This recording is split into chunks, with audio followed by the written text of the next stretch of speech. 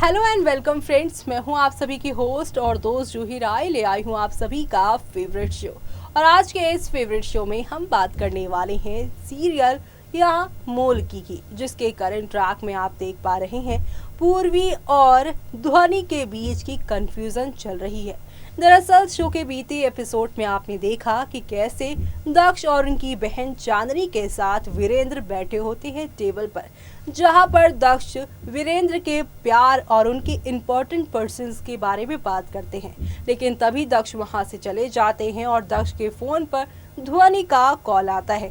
ध्वनि के कॉल को उठा लेते हैं वीरेंद्र और वीरेंद्र पहली ही आवाज को सुनकर बावरी कहते नजर आते हैं।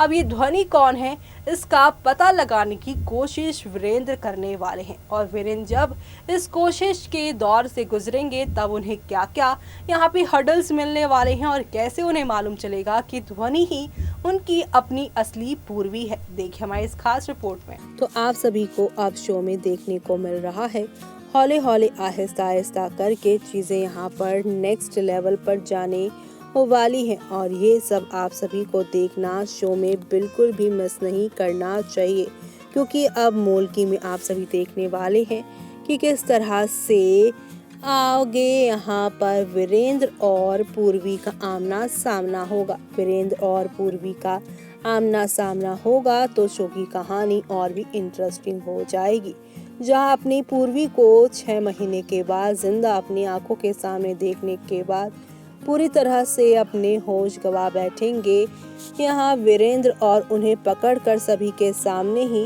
रोने लग जाएंगे। और यहाँ पर वीरेंद्र प्रताप की ऐसी हरकत दक्ष देखकर काफी शॉक्ड होंगे। पहले तो वो वीरेंद्र को दूर करेंगे और कहेंगे कि ये आपकी बावरी नहीं, ये आपकी पूर्वी नहीं, बल्कि ये मेरी है, वो भी ध्वनि। जी हाँ, मेरी ध्वनि के साथ आपका कुछ लेना देना ही नहीं।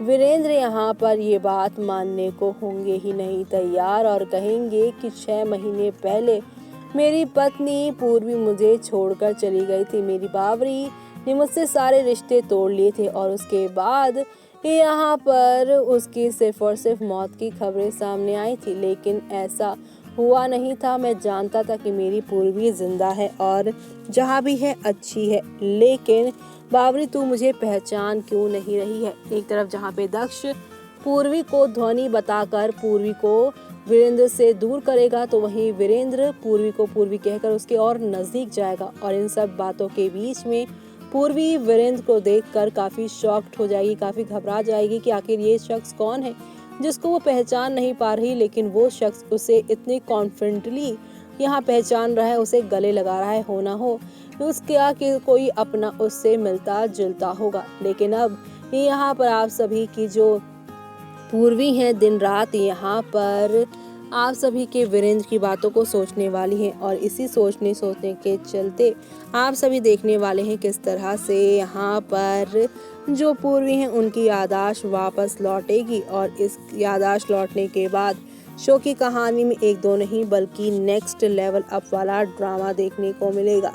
और ये ड्रामा आप सभी देखना शो में बिल्कुल भी मिस मत करेगा, क्योंकि अब यहाँ पर नई नई कहानी और यहाँ पर नया नया ड्रामा शुरू होगा, जो कि शो में आप सभी को नेक्स्ट लेवल अप पर लेकर जाने वाला है। और ऐसे में आगे और क्या क्या होगा और किस तरह से यहाँ पर सारी चीज़ें बदलेंगी, तो आप सभी को बता दें कि धीरे धीरे करके पूर्वी की याददाश्त लौटने लगेगी। पूर्वी यहाँ दक्ष को अपनी सारी बातें बताएंगी कि कैसे यहाँ पर रेवाड़ी के मुखिया जी के आने के बाद उनके साथ उनका कोई कनेक्शन है, ये बात उसे एहसास हो रही है।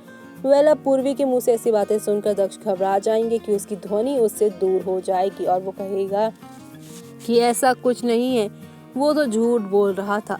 लेकिन यहाँ पर पूर्वी कहेंगी कि उस इंसान से यानी मुखिया जी से वो कभी नहीं मिली, लेकिन आज उससे मिलकर ऐसा लगा कि कोई तो कनेक्शन है ही। ऐसे में अब यहाँ पे दक्ष पता लगाने की कोशिश करेंगे क्या सच है। दक्ष को मालूम चलेगा कि 6 महीने पहले सच में मुखिया जी की पत्नी चली गई थी, जो कि उनकी पत्नी नहीं बल्कि उनकी मोलकी थी, यानी कि उनको पैसे देकर खरीदा गया था। तो ऐसे में अब यहाँ पर ये भी मालूम चलेगा कि पूर्वी के खिलाफ होकर इनकी शादी हुई थी, लेकिन बाद में दोनों को प्यार हो गया था।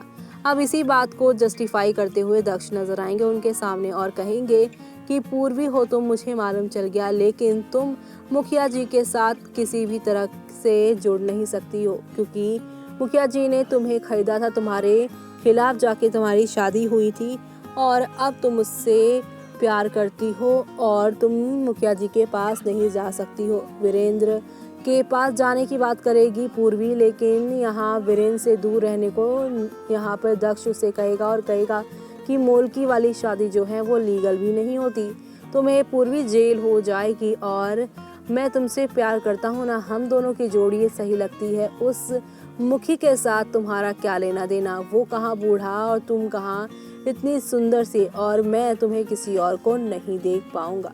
जी हाँ, दक्ष यहाँ पर पूर्वी की अच्छाई, उसकी सच्चाई, उसका यहाँ पर सुंदरता देखकर पूरी तरह से उसके ऊपर लट्टू हो चुके हैं और उन्हें समझ नहीं आ रहा है कि उन्हें करना है तो क्या करना है। यानी कि यहाँ पर पूरी तरह से फुल टू ड्रामे और हंगामे के साथ शो की कहानी आगे जाती जा रही है और नई नई कहानियों के साथ नया नया ड्रामा और हंगामा हो रहा है, और ये सब देखना आप सभी शो के अपकमिंग एपिसोड में बिल्कुल भी मिस मत करिएगा, क्योंकि आप लोगों को अब एक से बढ़कर एक नया ड्रामा और हंगामा देखने को मिलेगा, जो कि नई कहानी के साथ आप लोगों को काफ़ी पसंद आएगा। जहां पर अब पूर्वी की याददाश्त लौटने के बाद भी पूर्वी अब दक्ष की कैद में रह जाएंगी, क्योंकि पूर्वी को यहाँ पर दक्ष खुद से दूर नहीं करेंगे, लेकिन पूर्वी को कैसे दक्ष की कैद से बचाएंगे वीरेंद्र आने वाले दिनों में, वो देखना आप सभी बिल्कुल भी मिस मत करेगा, क्योंकि अब प्यार की एक नई कहानी, एक नया दास्तां शुरू होने वाला है और याददाश्त लौटने के बाद